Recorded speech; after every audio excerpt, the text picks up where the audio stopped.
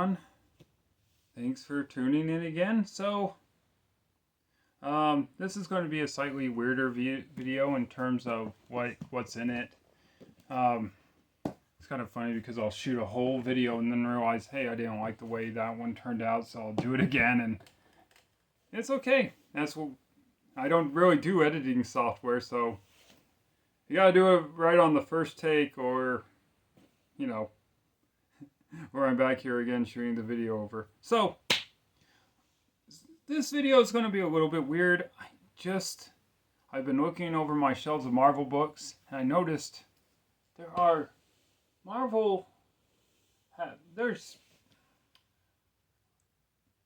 there are certain parts of my Marvel collection that kind of look retro. They kind of look pretty weird. I don't think anyone, I guess if you zoomed in, you'd probably be able to see what books are back here. I know the action figures get in the way. They actually mark my shelves where characters are. Like this little spider cluster over here. I sound like a weatherman, but I'm looking at Spider-Man. So we got a Spider-Man front right over here. Yeah, that's Spider-Man's. Now, we do have Iron Man's coming in from this angle. And there's Iron Man's, yes. Oh, and, small Thanos's, Thanos. Future forecast calls for Infinity Gauntlet hijinks. Alright, but anyway, that's kind of why the action figures are there. If you're wondering, they just mark a shelf. But anyway, that was a funny segue. I was looking, and some of my Marvel comic books kind of look pretty retro, comparatively. So, I thought, let's dive into that and take a look at some of them. Now, I want to show you what a new Marvel book looks like. And I want to show you the spines. And I like the retro-ness of the old books. Like, take a look at this. This book is pretty much fresh off the press. This is Loki. Look at Loki.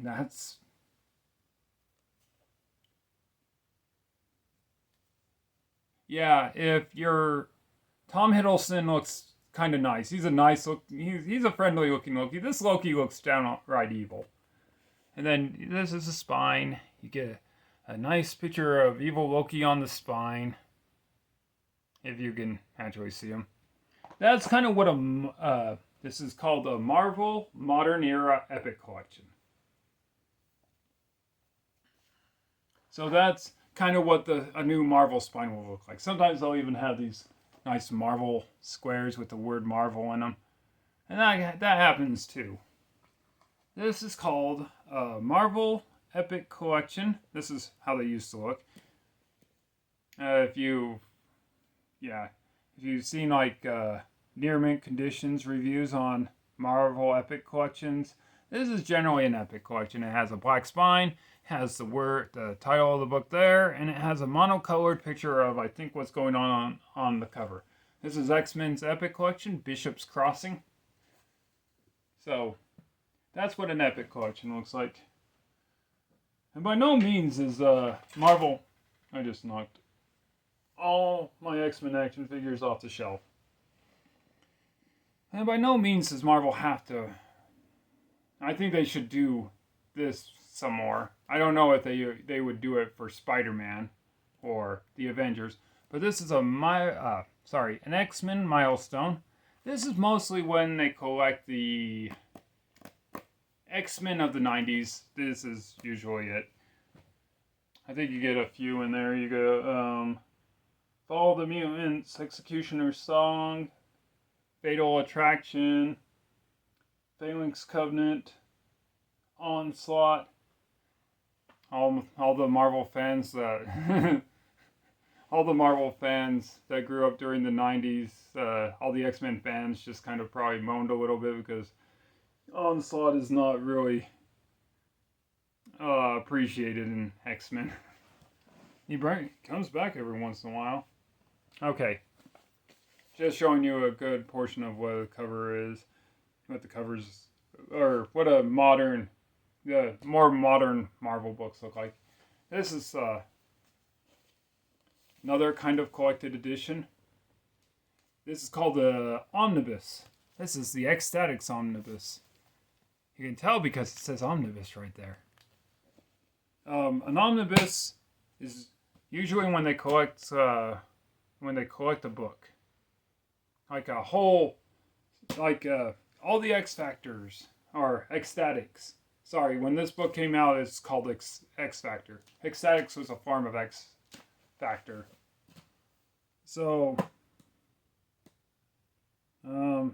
X-Force 116, I believe, was it went by X-Force for several issues, and then it went to X Factor.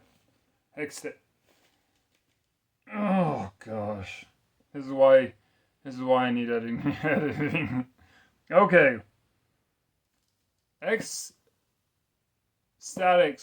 went by X Factor until they decided just to become Ecstatics. If you don't understand, just read this big giant omnibus. I'm sure you'll have fun. It's 1,500 pages of, I think yeah, it's pretty good actually. I recommend it. Yeah, it's pretty much 1,500 pages of Mike Allred art, which Mike Allred is pretty fun. So yeah. We are not a fancy channel. We are just a channel that talks about comics. Okay. So, all the modern stuff out of the way, let's talk about some old comics. And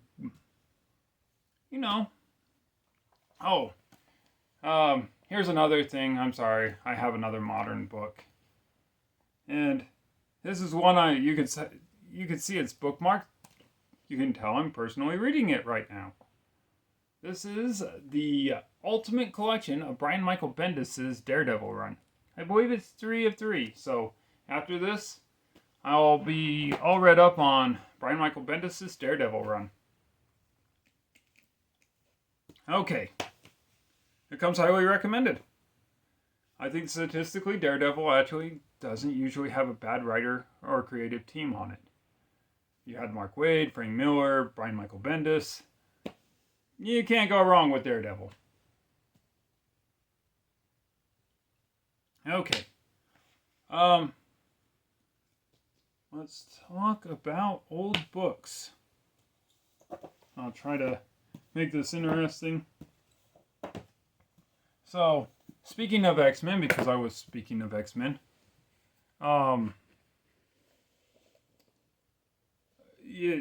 again, these books will stand out on my shelf. You see all these books where they had Marvel on the spine. They got the title. Pretty fun.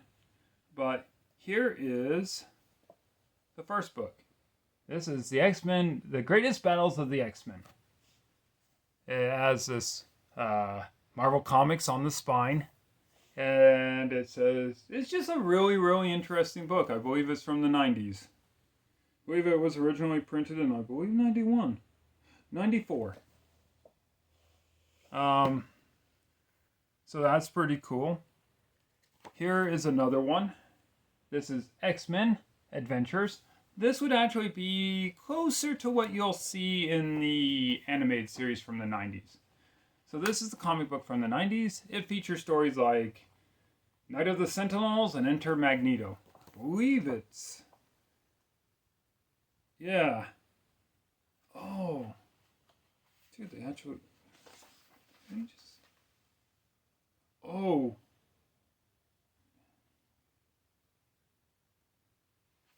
Yeah.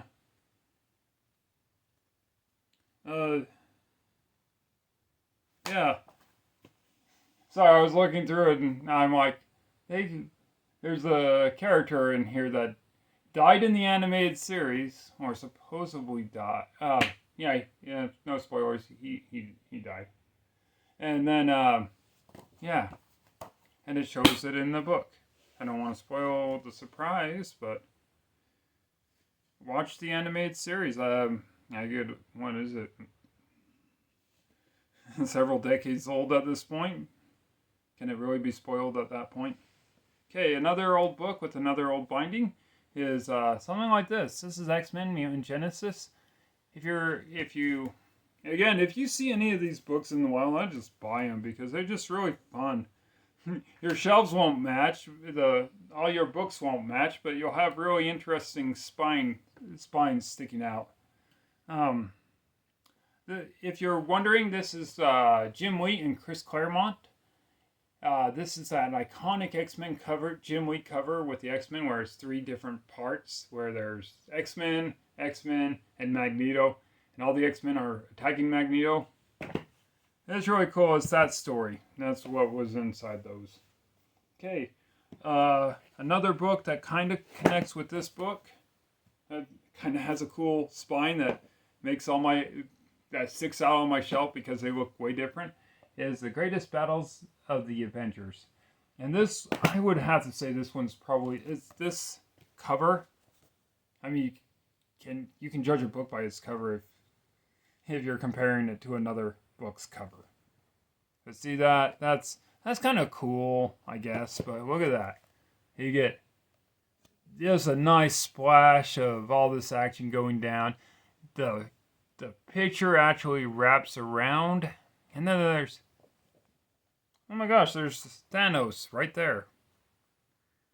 So this, yeah, I think that's pretty cool. I kind of wish Marvel would do big, flashy covers that just wrapped around the whole thing.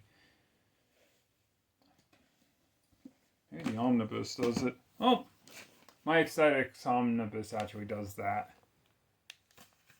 But they usually don't do it on the Epic collections. And again, I'm not saying Marvel you need to print things like they used to be. I'm just saying I like nostalgia. Another thing they like to do, back in the day, I would collect these all day if I had the choice, is Marvel's Finest.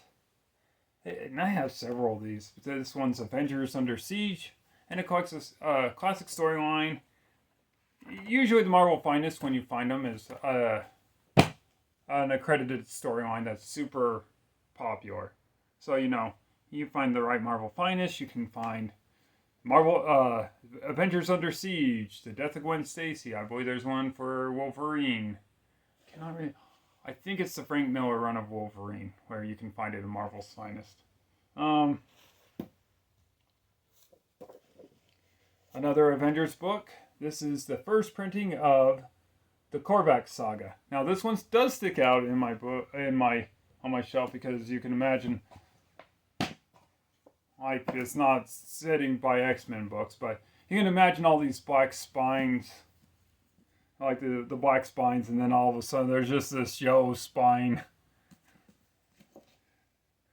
Like, you'll see it, it'll be like, this is how my Korvac saga looks on the shelf. It just sticks right out. So my first printing of the Korvac saga is pretty cool. And again, I feel no need to replace it with a newer one where the spines are going to all match, because I kind of like the improvisational look of my shelves, where it's like, oh, all these books don't look like they're just uniform. There's like a hodgepodge collection of certain things. I mean, there's... Here, I'm going to do this without knocking over any more stuff, or I'm going to pull stuff down on myself. No! An example of just how I know that's going to fall on me. Oh, I swear, I was going to do one of these videos, and I think it was from a video I didn't record, and this Loki right there fell on me.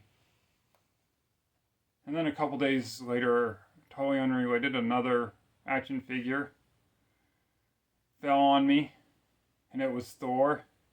So I actually have been struck by both sons of Odin, and went to work the next day. So, yeah. Okay, sidebar. This is how unorganized my collection can look if you actually look at it on the shelf. And I wouldn't change it just because it gives it character. So, this is a Walmart edition of Captain America, the Winter Soldier. It's a kind of a flimsy paperback. You can buy these. I wish Walmart needs to make more of these. Like, make this a thing and keep putting them out.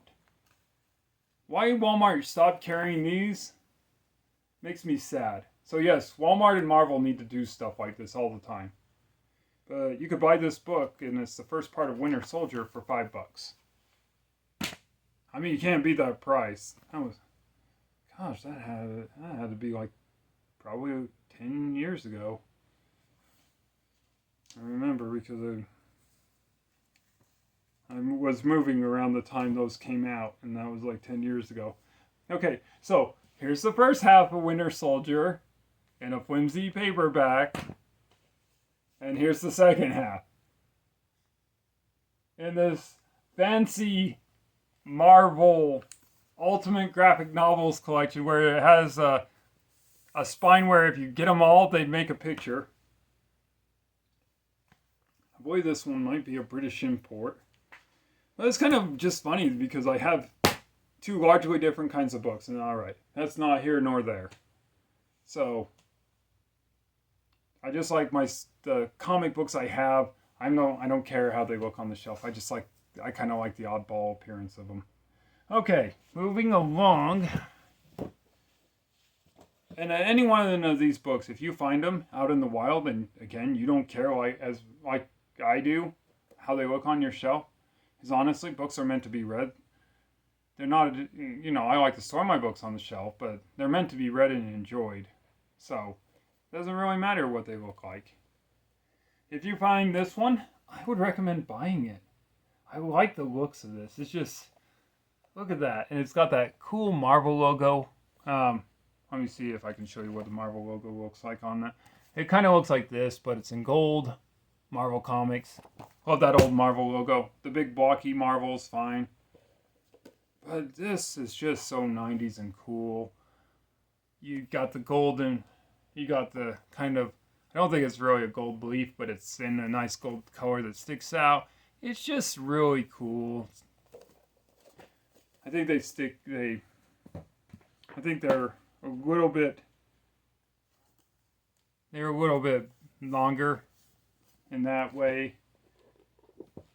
Another one that I would recommend picking up, and the fun thing about these is if you buy them from like the 90s editions, like this, again that Marvel logo, if you find them like this, they can generally be maybe cheaper than a collected edition. A modern epic collection is going to be maybe more expensive, especially if it's been out of print, because maybe somebody wants it, maybe they want this book to look more like this book.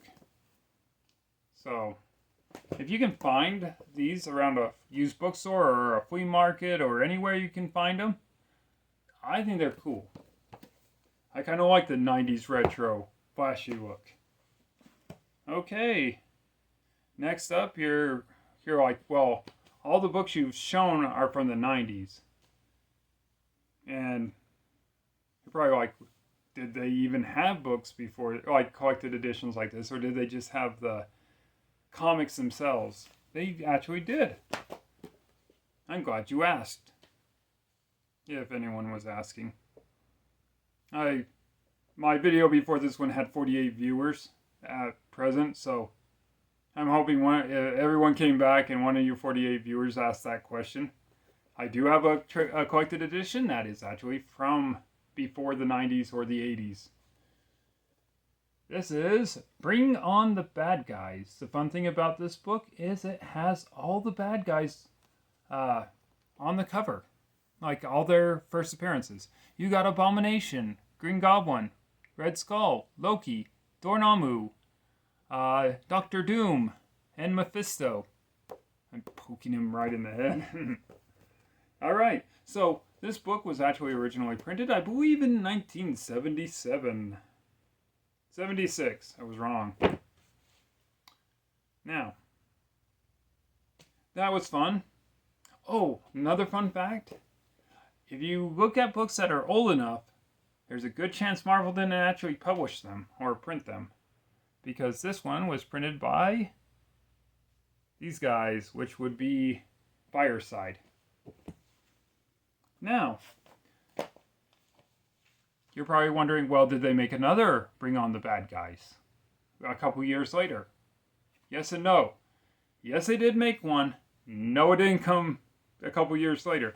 This is Bring Back the Bad Guys. And this one, like the previous one, has all these guys' first appearance. You got Fing Fang Foom, Galactus, the Mandarin, Kingpin, Kang the Conqueror, and Magneto. Now, the fun thing about this is I really haven't tried to collect Fing Fang Foom's first appearance in another collected edition, but I think his first appearance is actually kind of hard to get. It's not widely collected. So, if you can find Bring Back the Bad Guys for a good deal, you'll get the first appearance Fing Fang Foom in there. And Fing Fang Foom actually doesn't battle any superheroes. He's a monster of the week that shows up and then gets defeated somehow. If you want to know how, find Bring Back the Bad Guys or find another book that Fing Fang Foom's first appearance is actually in.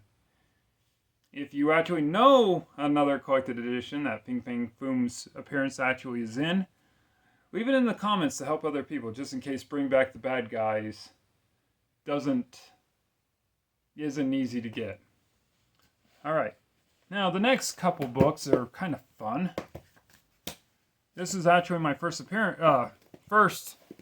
foray into collecting many of these characters. This is my first time reading some of these Silver Age guys. Okay, so the first one I found that I read, and I love this book. It was fun to read. Is Spider-Man, The Amazing Spider-Man. I have volumes 1, where he's punching Electro. And Electro's not even in this book. 2, I believe Electro is in this book. 3, Green Goblin is in this book. And Random Spider-Man, where he is just webbing up the city. And he teams up with Man-Thing, Havoc, and Thor. And I can't remember if... I don't think I've read it. Because more recently I've tried to pick up books where they have them collected. So I don't have to use my Marvel pocketbooks, because my Marvel pocketbooks are from the 70s. And I kind of want to preserve them. And also the print is larger in the larger print. So I would recommend, if you're going to read the first Spider-Mans, you should probably buy them in. If I could make a recommendation on how you collect Spider-Man, if you're going to read Spider-Man, I would actually recommend Marvel's Mighty Marvel Masterworks. They usually cost about $15.99, which is actually pretty good for a collection of Spider-Mans and what have you. But this one, I have not been able to... I don't know what Spider-Man issues he teams up with Man-Thing, Havoc, and Thor. If you're more knowledgeable about Marvel comic books and Spider-Man in general, if you could also leave that in the comments, that would also be helpful, because, again, I don't remember when he teamed up with Man-Thing, Havoc, or Thor. Maybe when he teamed up with Thor. I need to read this again. It's been a couple years. Maybe...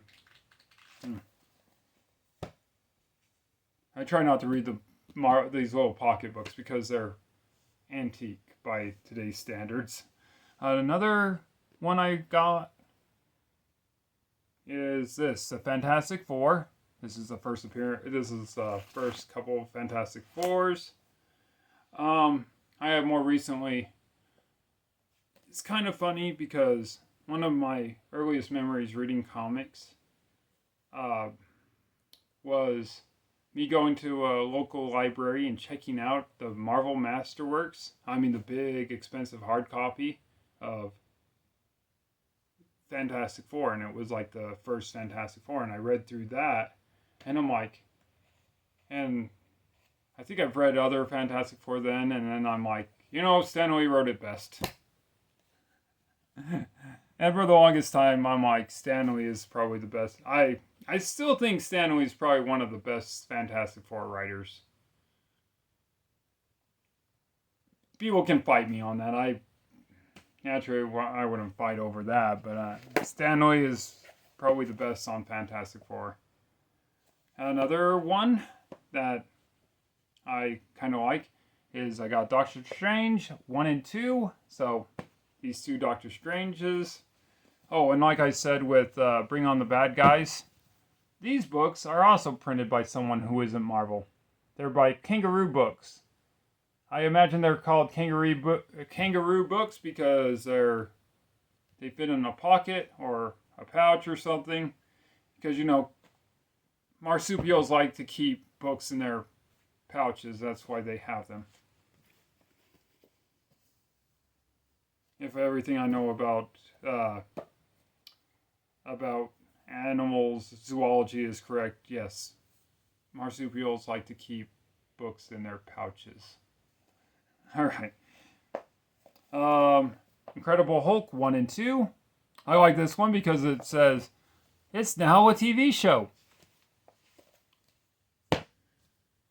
You're probably wondering, well, when was Hulk ever a TV show? Well, there was an animated Hulk cartoon, and there was also the one with Luther Rigno in it.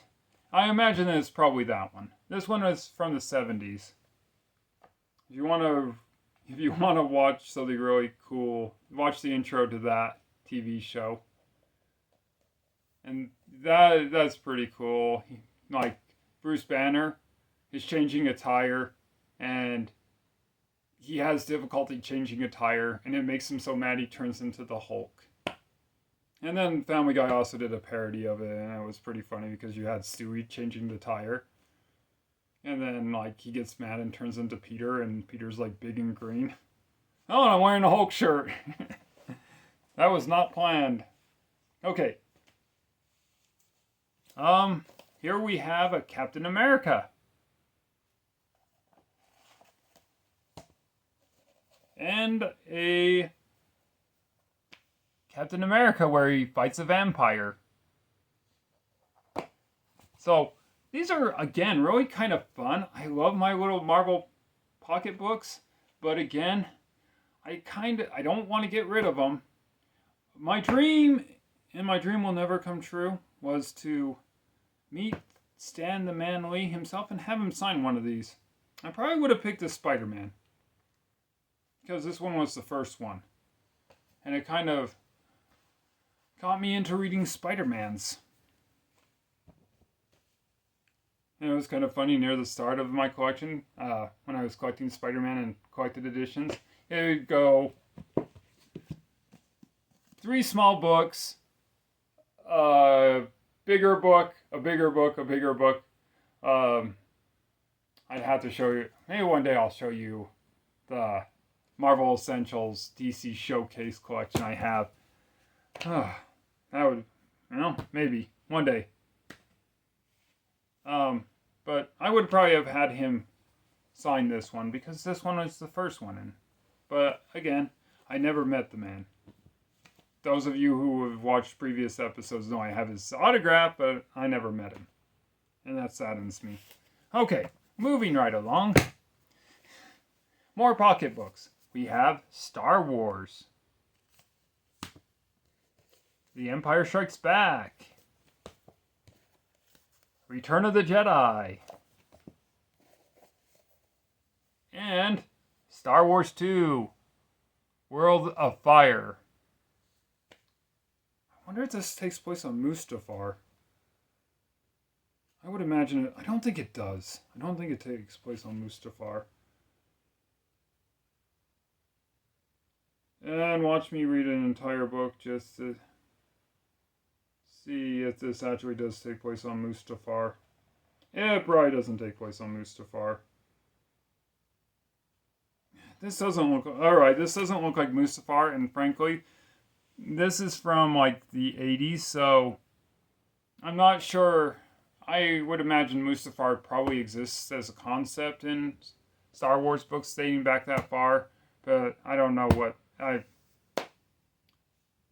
Alright, if anyone's read one of these, the Star Wars series around here, leave it in the comments if it's the world on fire of which they speak is Mustafar. or if it's not Mustafar. I leave it to people who know more about the comics or Star Wars than myself.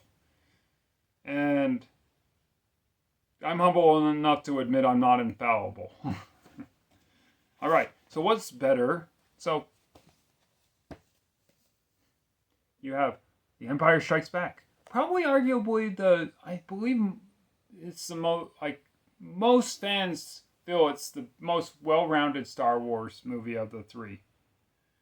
But what's better than Star Wars on the small screen?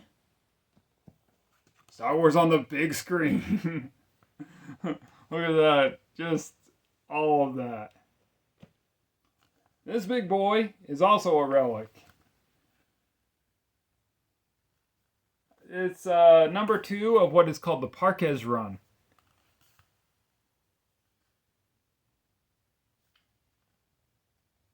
It's a special collector's edition that I dug out of I swear there's this place that was selling comic books and they were just like dumping all these really cool comic book relics, and I collected some comic book relics. You'll probably see some of them. Actually, if you wanted to know where my first appearance of Hellboy came from, it was from there.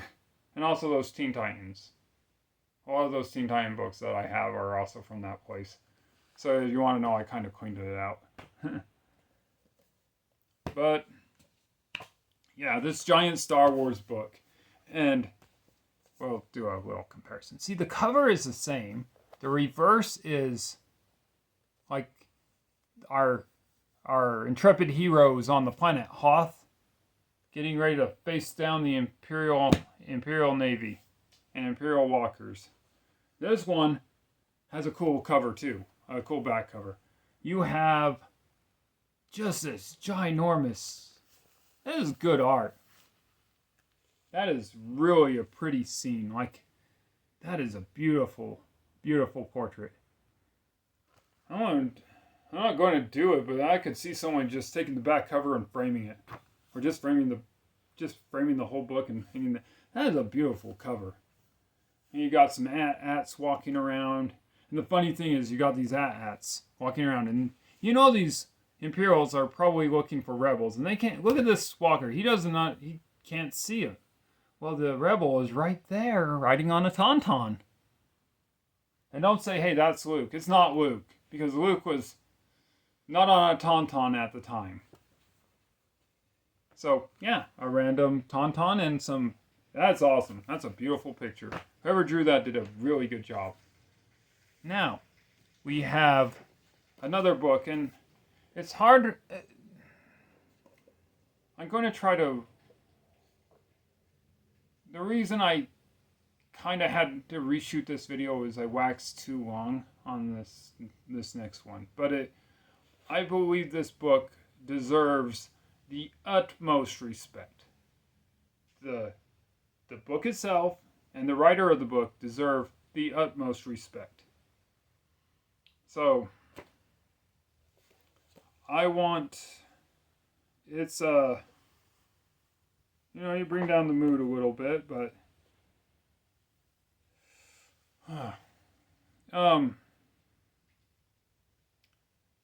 this book is special, and there's not going to be another book like it. They can't print this book again. I say I wax nostalgic about all these other books, but this book is one of a kind, and they can't really do it again. So, I had this book, like I bought a copy of this book, and then I found this book at the same place I found this book, and to me it's another relic. Sometimes I feel like the exciting part of this whole endeavor is kind of like being, I say Indiana Jones, but with comics and not nearly as much excitement. I don't carry a bullwhip to a comic book store. They would probably kick me out if I did.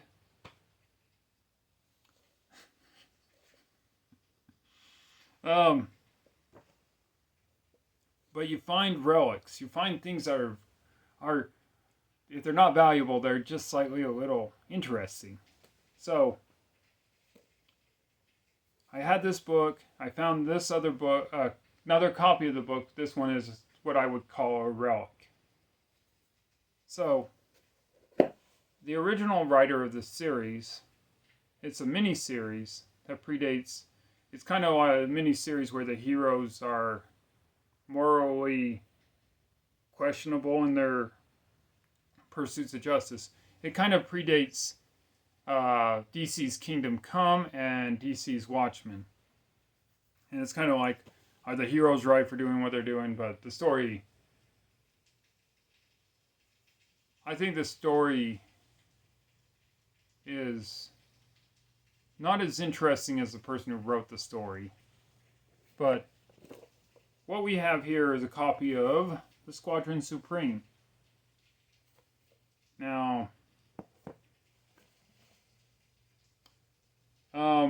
if you want to pause the video and guess why this copy of Squadron Supreme is special, and if you know why, if you know why, leave a comment, because I've asked people to leave comments on everything else. Leave a comment if you know before I mention it why this Squadron Supreme is actually kind of interesting. Okay, so this limited series of Squadron Supreme was written by a guy who really liked Marvel Comics. He was the authority on Marvel's continuity and canon. He was an expert. If I read all my Marvel books and all the other Marvel books that ever existed and gained all the knowledge of the Marvel books and times that by 20, I probably wouldn't even come close to the guy who wrote Squadron Supreme. He knew everything. In fact, he knew Squadron Supreme very well. And Squadron Supreme were basically Marvel's brands of the Justice League. So if you wanted Marvel's take on the Justice League, it's Squadron Supreme. If you wanted to see how a Marvel character would stack up to a DC counterpart, you'd usually compare them to Squadron Supreme. I would imagine that it's not exactly exact. It's not an exact match, because I imagine that Marvel, whenever anything is compared to, if DC rips off Marvel or Marvel rips off DC, I consider the original more powerful than the ripoff. So that's usually how I rate it. I don't think Squadron Supreme is superior to the Justice League. But anyway, the Squadron Supreme were guys that fought the Avengers every once in a while just so the Avengers could actually beat the Justice League. And Mark Grundwald, most of the Squadron Supreme probably would not be well known. I'm talking about heavy stuff, so I took my hat off and now my hair's all poofy. That doesn't help me trying to be serious. Okay. So, these characters in the Squadron Supreme probably would have faded into obscurity without this guy, Mark Grundwald, writing them. Now, Mark Grundwald had a passion for all Marvel characters. He loved all Marvel characters. Truth be told, he probably liked DC characters too, but he knew Marvel characters from every which way. He was an expert. I probably don't even have the tiniest 0.1% of his knowledge in Marvel characters. And I have a channel dedicated to comics themselves, so. But, okay. For the point, Mark Grundwald loved comics. He made comic books his life. His passion was comic books. That's why the only thing he loved more than comics was his wife. He probably loved three things. His wife was number one. Marvel Comics was probably a close second. Well, Marvel Comics was second. I want to say he probably loved his wife more because, your spouse should be more important to you than comics. If you are married and you think comics are more important than your spouse, rethink things. And he liked a good joke. He liked to play around. He liked. I couldn't tell you. I like to play around. I'm serious all the time. All right. Enough talking about that. But this is where I get serious about it. Mark Grunwald, unfortunately, he's not. Mark Grunwald is not with us anymore. He's like Stan Lee and Jack Kirby and all the greats that came before us that built all this. He's not with us anymore. And Mark Grunwald being, I kind of think he kind of did it with a smile when he wrote his will. He said, I want to be in a comic book. And the funny thing is, he guest starred in comic books before. Like, oh, there's Mark Grunwald. He's that character on the street. But Mark Grunwald wanted to be in comic books. So, when they cremated Mark Grunwald, his wife kept his ashes. And she said to Marvel, hey, my husband wanted to be in a comic book. Add his ashes to the ink so he can be a part of this comic book. And Marvel said, we can't do that. And I understand where Marvel's coming from because they're like, I understand where Marvel's coming from. It's kind of a weird request. It's kind of like the people who want to have their ashes spread at the Haunted Mansion in Disneyland. It'd be cool, and I understand why people want to do it, but, corporate companies can't put a guy's ashes in a book. That's probably what Marvel was thinking. And it got kicked back and forth. I think Marvel wished it would just go away. They thought it was going to go away. And it just kept being pushed. Because this is what Mark wanted. And I think Marvel was torn between what they felt like they needed to do and what they wanted to do. And what they felt they needed to do wasn't what they wanted to do. They wanted to honor Mark. So it became kind of a back and forth. We won't put him in a comic book. Okay, we'll put his ashes in ink and put him on a poster, a special release poster. No, we're not doing that. That poster didn't have his ashes in it. Okay, now we're going to do this. And finally it came down to it. And Mark Grunwald got his ashes put in a special printing of the seminal work he did. And that was a volume of Squadron Supreme. Now again, I want to be respectful, but I also want to tell you what the book looks like. It doesn't look like a normal Squadron Supreme book. Now, you get a reprint. You go into a comic book store today, you find a copy of Squadron Supreme. It probably isn't it. I mean, I hope if you're interested in collecting this relic, yeah, I hope it is. But the spine is going to look like that. I think it says, Marvel Comics right there. It's a weird logo for Marvel Comics. Has this nice yellow spine. Has this little red spotted spine. Then it has a back that looks like this. Just a nice 90s splash on it. And that, again, Mark Grunwald was a good guy, and I want to pay him respect because, he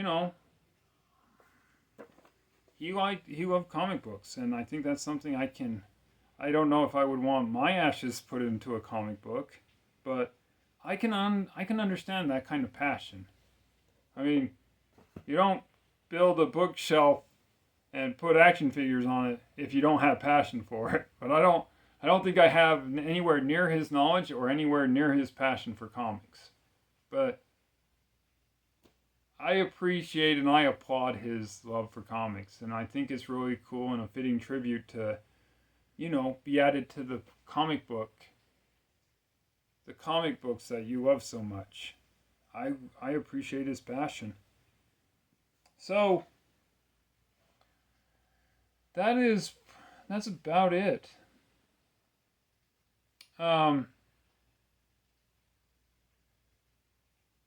It's kind of cool to look back at these comic books that are real, I don't like to say kind of old, but, to be fair, if you're reading comic books, age is just a number. I mean, these comic books, they're not old, they keep you young. So, I do look at these older volumes, and I kind of wish Marvel kept making stuff like these Marvel Pocket books. But bear in mind, I mean, these Marvel Pocket books, the cover price on them is like $2, so I don't think Marvel could actually print anything like that. So I guess in retrospect, I think the takeaway here, and I'll try to wrap it up, because this video has already gone my stereotypical kind of long. Again, I'm appreciative, and I really like the fact that I have relics like these books, especially the Mark Grunwald Squadron Supreme. It holds a special place in my collection, because every time I look at it, I don't see a book. I see a person who has more knowledge and more passion for this than I do. I see some formats where I wish that the covers looked the way they did in the 90s. I'm probably the only one who likes the sensibility of comics in the 90s. I guess the only thing I really would want, and I'm probably just an old man yelling at clouds. But I think the only two things I really would want Marvel to do is more X-Men milestones, because I should have this power. I should have X-Men milestones, and more $5 paperbacks at Walmart or wherever they want to sell them. Put them in a general store. Put them in a Walmart, a Target. I think that's the only two things I want. More X-Men milestones, and maybe Spider-Man milestones, Avenger milestones, Iron Man milestones, and more $5 comic books in Walmarts. Because this is how you get people hooked on comics. You release it at Walmart, because more people go to a Walmart than they go to a comic book store. I go to Walmart more than I go to a comic book store. So, anyway, that just about does it. And it looks like none of my action figures actually fell on me like I thought they were going to. That's good, because I didn't want Hulk to fall on me. There's Hulk right there, and I swear if he fell off the shelf, he probably would have actually hurt me, because you know what they say. Hulk smash. And Hulk, yeah. So, that about covers it. Man, sorry I talked your ear off again on stuff from the 90s, and some from the 80s, some from the 70s. I think we covered almost all the decades here. And again, if you find any of these older books out there somewhere, I mean, I'm not your financial planner, and honestly, these books are probably not worth anything compared to probably a graded copy of something. But I like them. They're nostalgic. I would recommend just buying them just for the nostalgia, because they don't make them like this anymore. And you know what's sad? Eventually, like the there'll probably come a time when they don't make books like this anymore. Time marches on. But again,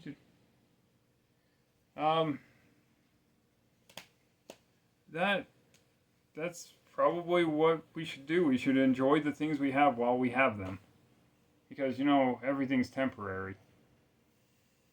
But that's about it for today. I will maybe think about doing showing off my collection of DC showcases and Marvel Essentials. That'll be pretty fun, I'm sure. Alright, have a good one.